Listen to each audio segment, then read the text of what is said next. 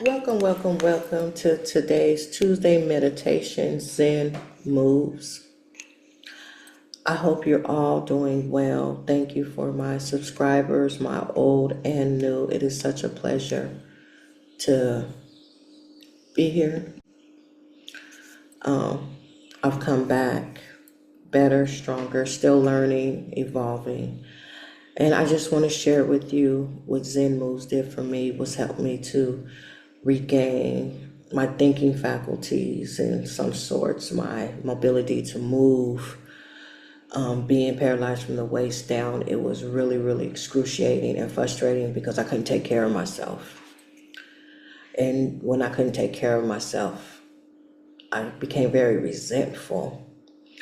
And I had to really work on my recovery, regaining my heart space to welcome in help, ask for help, and most of all, just be true to what was going on and staying in that moment, not going into the past and relapsing, but staying in the moment where I could get through it. Anything to help me to get through it caused me to meditate more, caused me to think about my situation and how I could better myself.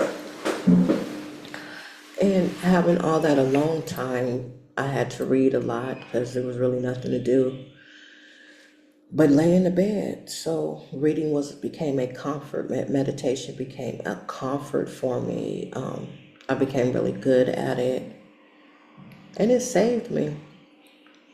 So today I'm gonna open up with 3 chimes from the sound bowl. I'm going to read just for today, handy dandy, just for today. We're going to go over the 16 Buddhist precepts, the Zen precepts. There's many different Buddhism sets, but we're going to do Zen today. We're going to send metta. Metta is loving kindness. And then we're going to end with the Metta Sutra. We're going to sit as well for about 5 minutes. I don't want the video to be too long, but to just keep it moving. So here we go.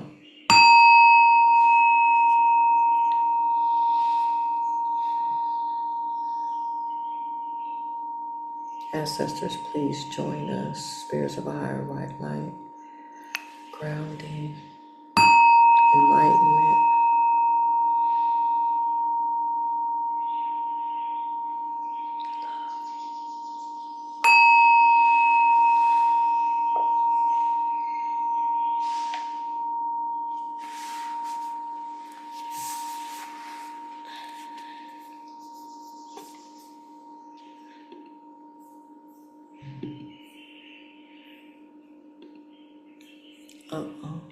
Come back. So Buddhism is a Bodhisattva. Bodhisattva is a being who is on the path to enlightenment and who works to help achieve the same. The Bodhisattva comes from the Sanskrit word bodhi, meaning enlightenment, and stappa, meaning being. The Bodhisattva precepts of Zen are guidelines for ethical practice that embody a clear mind and a connected heart, animated by the intention to live a life of compassion and deep respect for all things. The 16 precepts are: I vow not to commit evil. I vow to cultivate goodness. I vow to help others.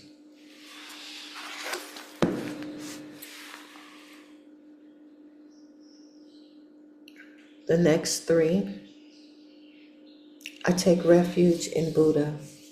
I take refuge in Dharma. I take refuge in Sangha. The 10 grave precepts. I vow not to kill, but to cherish all life. I vow not to steal, but to respect that which belongs to others. I vow not to misuse sexual energy, but to be honest and respectful. I vow not to lie, but to speak the truth. I vow not to misuse drugs or alcohol, but to keep the mind clear. I vow not to gossip about others' faults, but to be understanding and sympathetic. I vow not to praise myself by criticizing others, but to overcome my own shortcomings. I vow not to withhold spiritual or marital aid, material aid, but to give freely when needed. I vow to unleash anger. I vow not to unleash anger, but to speak its source. I vow not to speak ill of the three treasures, but to cherish and uphold them. In completion, that was the Zen 16 Precepts.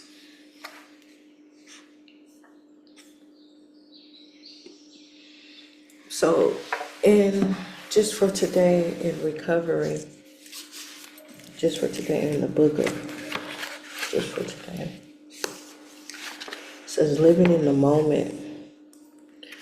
We regretted the past, dreaded the future, and weren't too thrilled about the present until we experience the healing that happens when we work the 12 steps. It is doubtful that we can find a statement more true than the quote above. Most of us came to NA hanging out in our heads in shame, thinking about the past and wishing we could go back and change it. Our fantasies and expectations about the future may be so extreme that on the first date with someone, we find ourselves wondering which lawyer would use for the divorce. Almost every experience causes us to remember something from the past or projecting into the future. At first, it's difficult to stay in the moment. It seems as though our minds won't stop. We've had a hard time just enjoying ourselves. Every time we realize that our thoughts are not focused on what's happening right now, we can pray and ask a loving God to help us out of ourselves. If we regret the past, we make amends by living differently today. If we dread the future, we work on living responsibly today. When we work the steps and pray each time we discover we're not living in the present, we'll notice that those times aren't occurring as often as they used to. Our faith will help us live just for today. We'll have hours, even days, when our full attention is focused on the current moment in time, not the regrettable past or future. Just for today, when I live fully in the moment, I open myself to joys that might otherwise escape me. If I'm having trouble, I'll ask a loving God for help. That was so important for me. I had found myself living in the past or thinking about a lot of my past actions, especially with my children, and not living in regret, not living in the past. My past does not reflect my future. And that's what's so great about recovery. When you work the steps, you can realize where you at and make the changes really, really quick by turning it over, surrendering, and letting go. And that's what I teach in my course. My 2-step course is surrender and forgiveness, because if you don't surrender to the behaviors and giving up that your life is unmanageable and letting God come in, you'll perpetuate the same behavior. And forgiveness of myself and forgiveness of others was something that has to just take place to free up that heart space so you can live in the moment. So with that, I want to hit the sound bowl. I want to take a time to meditate, to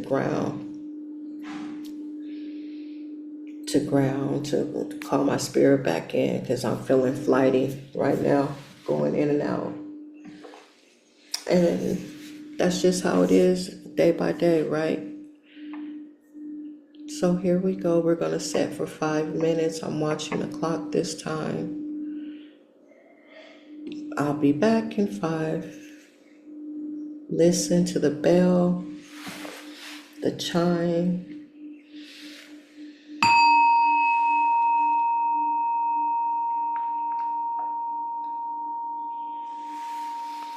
Remember to take deep, deep diaphragm breaths. Feet firmly established on the ground. Just sit tight, but relaxed, and listen to the sounds around you and follow the breath.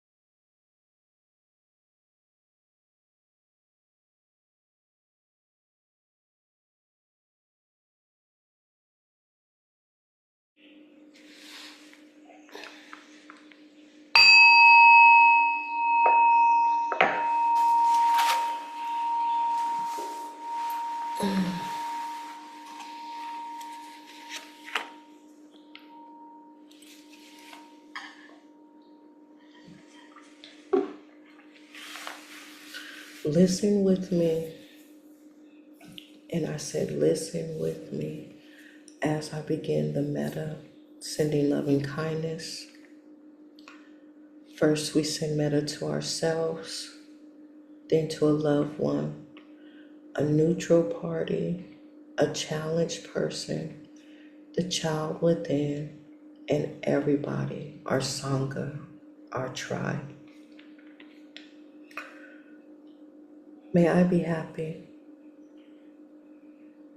May I be healthy. May I be free of danger. May I be free of suffering and the causes of suffering.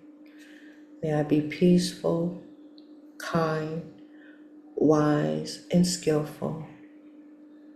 May I be at ease. Now to a loved one, see that person as they are, but look them in their eye. Connect to their soul and say to them, may you be happy. With all reverence, will you be healthy? Will you be free of danger? May you be free of suffering and the causes of suffering. May you be peaceful, kind, wise, and skillful. May you be at ease. And now for a neutral party, somebody you know but don't know. You see on the street, the store, in the store, post office. But see them as they are. And as you wave hello, you say, may you be happy. May you be healthy. May you be free of danger. May you be free of suffering and the causes of suffering. May you be peaceful, kind, wise, and skillful. May you be at ease. Next is the challenged person. This is a person who just really got up under your skin. Look them in your eye and see them for what they are, with no judgment. Say, may you be happy. May you be healthy. May you be free of danger. May you be free of suffering and the causes of suffering. May you be peaceful, kind, wise, and skillful. May you be at ease.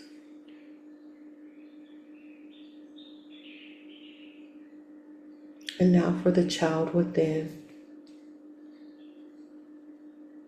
Drop down to any age you like, from birth to adolescence.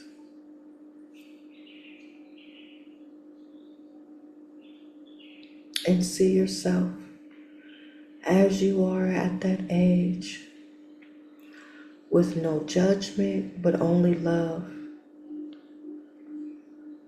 And say, may you be happy. May you be healthy. Oh, baby, will you be free of danger? Will you be free of suffering and the causes of suffering? May you be peaceful, kind, wise, and skillful. May you be at ease.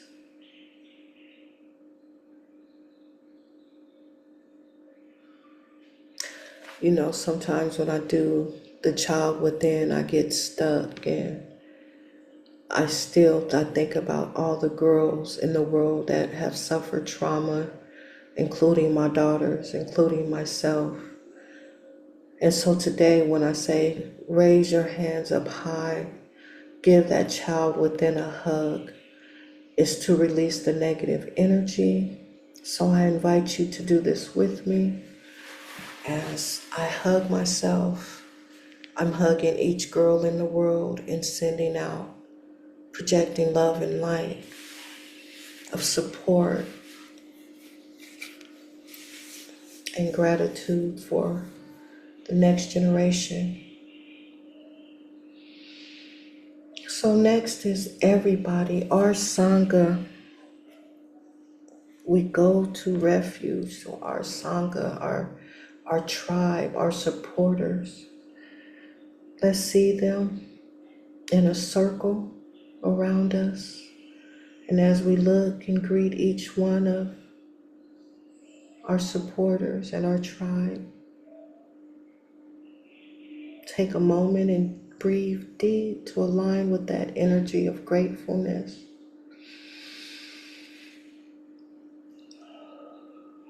Say, may you be happy. May all of you be healthy. May all of you be free of danger.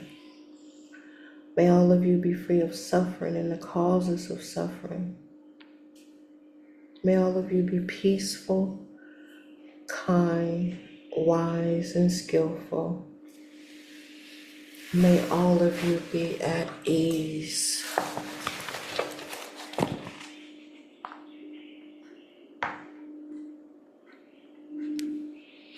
Let's continue to take some deep breaths here.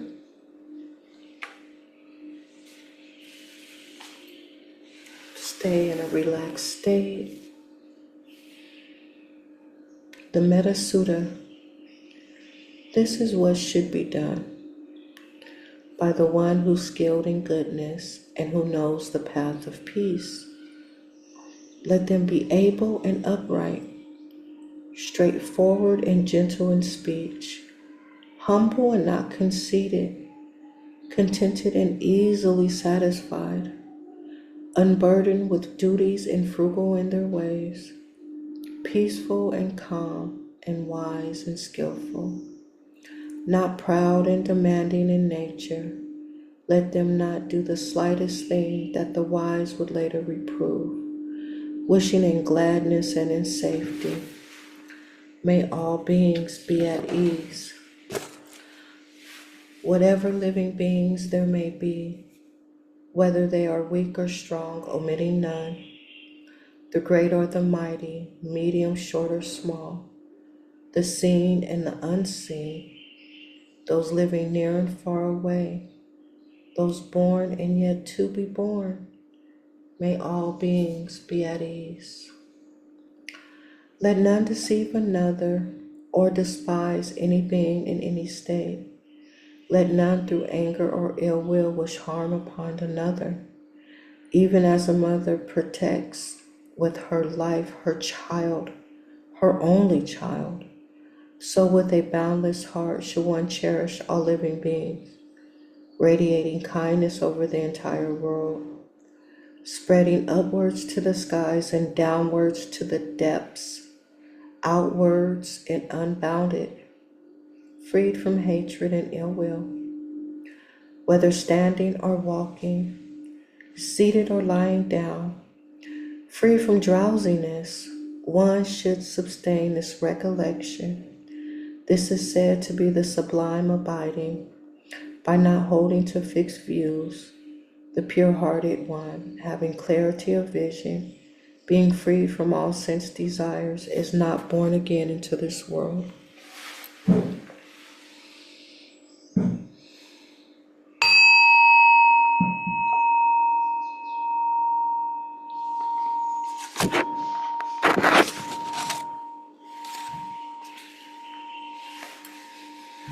Thank you.